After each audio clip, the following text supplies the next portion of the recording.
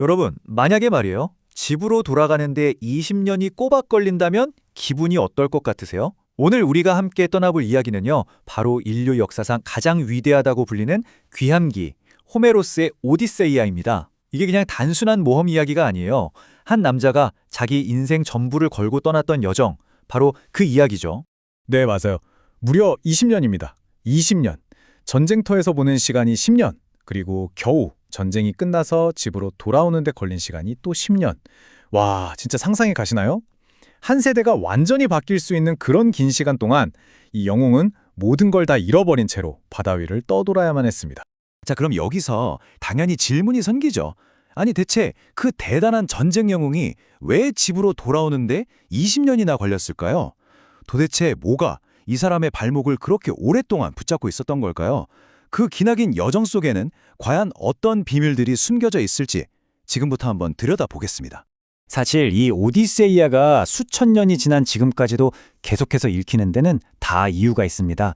이게 그냥 오래된 고전이라서가 아니에요. 물론 뭐 신들도 나오고 무서운 괴물에 마법까지 정말 스케일이 엄청나죠. 하지만 그 화려한 모험 속을 자세히 들여다보면요. 결국 집이라는 아주 인간적인, 어쩌면 가장 평범한 목표를 향한 한 인간의 처절한 몸부림을 발견하게 되거든요. 자, 그럼 이 위대한 여정의 주인공을 만나봐야겠죠? 바로 트로이 전쟁을 승리로 이끈 영웅, 오디세우스입니다. 그런데요, 아이러니하게도 그의 인생에서 가장 위대하고 치열했던 전투는 그 유명한 트로이 전쟁터가 아니었어요. 바로 그의 고향 이타카로 돌아가는 그 험난한 바닷길 위에서 펼쳐집니다. 그러니까 이 오디세이아는요. 기원전 8세기쯤에 문자로 딱 기록되기 전까지 정말 오랫동안 사람들 입에서 입으로 전해져 내려오던 이야기였어요. 그 내용은 잘 아시다시피 10년간의 트로이 전쟁이 딱 끝나고 나서 영웅 오디세우스가 다시 10년 동안 고향으로 돌아가면서 겪는 온갖 고생들을 다루고 있죠. 이게 그냥 옛날 이야기가 아니라 지금을 사는 우리들의 상상력까지 마구 자극하는 말 그대로 불멸의 고전이라고 할 수 있는 겁니다. 자, 길고 길었던 전쟁은 끝났습니다. 이제 집에만 가면 되는데 사실 그의 진짜 시련은 바로 지금부터 시작됩니다. 앞으로 10년 동안 그는 정말 인간의 상상력을 뛰어넘는 별의별 괴물들, 또 변덕스러운 신들의 분노, 그리고 도저히 뿌리치기 힘든 유혹들과 싸워야만 했어요. 이건 그냥 바다 위를 떠다니는 그런 낭만적인 표류가 아니었습니다. 말 그대로 지옥 같은 바다 위에서 벌어진 또 다른 전쟁이었죠. 한번 보세요. 그의 인생은 정말 정확하게 두 개의 10년으로 나뉘는 셈입니다. 트로이 성을 무너뜨리는데 10년, 그리고 그토록 그리던 집으로 돌아가기 위해 싸우는데 또 10년. 그가 고향을 떠날 때 갓난아기였던 아들은 이제 훌쩍 커서 성인이 되어버렸고요. 그가 다스리던 왕국은 왕이 없으니 당연히 혼란에 빠져 있었죠. 결국 이 20년이라는 시간은요, 그에게서 거의 모든 것을 앗아간 시간이나 마찬가지였습니다. 바로 이 지점에서 우리는 오디세이아의 진짜 핵심을 발견하게 됩니다. 이 여정은 그냥 지도 위에서 점을 찍으며 집으로 가는 그런 물리적인 과정이 아니었던 거예요. 그가 겪었던 모든 시련 하나하나가 그의 오만함을 깎아내고 지혜를 단련시키는, 뭐랄까, 거대한 용광로 같았다고 할까요? 그는 단순한 전사에서 진짜 왕으로, 그냥 영웅에서 한 명의 인간으로 거듭나고 있었던 거죠. 자, 그렇다면 구체적으로 어떤 시험들이 그를 이렇게 성장시켰을까요? 그의 지혜와 의지를 정말 극한까지 몰아붙였던 아주 상징적인 시련 몇 가지를 같이 한번 살펴보겠습니다. 아마 오디세이아에서 가장 유명하고 또 가장 재미있는 장면들이 아닐까 싶네요. 자, 첫 번째 관문부터가 정말 장난이 아닙니다.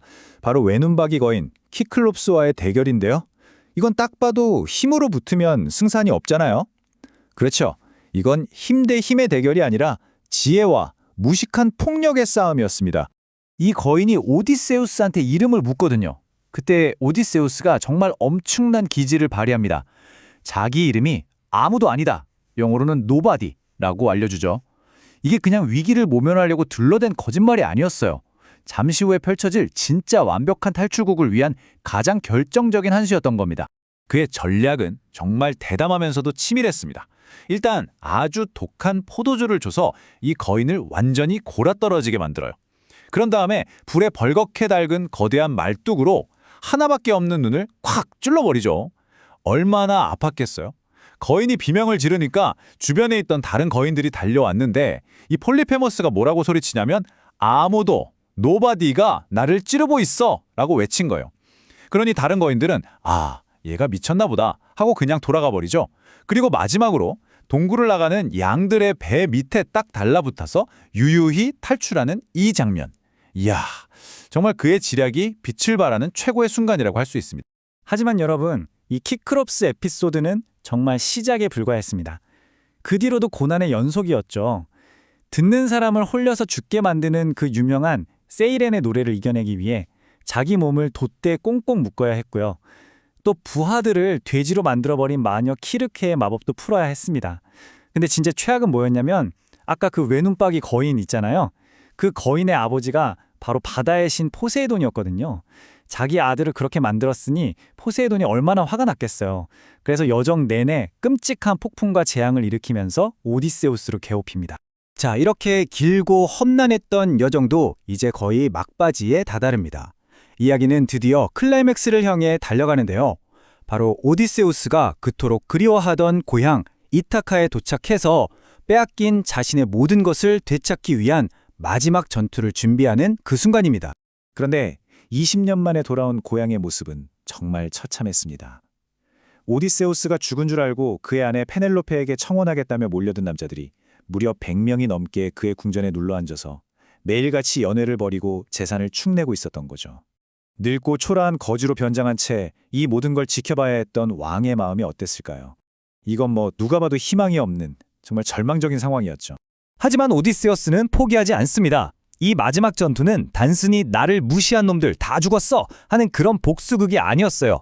이건 바로 지난 20년간 그 험난한 바다 위에서 그가 배우고 갈고 닦았던 모든 지혜와 용기 그리고 전략을 전부 쏟아부은 그야말로 인생을 건 한판 승부였던 겁니다. 그의 모든 능력이 바로 이 순간을 위해 존재했던 것처럼 최고조에 달하게 되죠. 네, 이렇게 오디세이아는 그냥 한 영웅의 모험담에서 끝나지 않습니다. 그렇다면 왜 수천 년이라는 시간이 흐른 지금까지도 이 이야기가 우리 마음에 이렇게 깊은 울림을 주는 걸까요? 이 이야기가 가진 불멸의 의미에 대해 한번 생각해 보겠습니다. 결국 오디세이아는요, 오디세우스 한 사람의 이야기가 아니라 바로 우리 모두의 이야기일지도 모릅니다. 살면서 겪게 되는 수많은 역경에 맞서는 그 불굴의 의지, 또 우리가 마음 둘 곳, 돌아갈 집을 향한 그리움, 그리고 아무리 캄캄한 절망 속에서도 어떻게든 길을 찾아내려는 지혜와 용기, 바로 이런 영원한 주제들이 있기 때문에 이 서사시가 단순한 옛날 신화를 넘어서 인간의 삶과 희망을 노래하는 위대한 찬가로 지금까지 남아있는 거겠죠.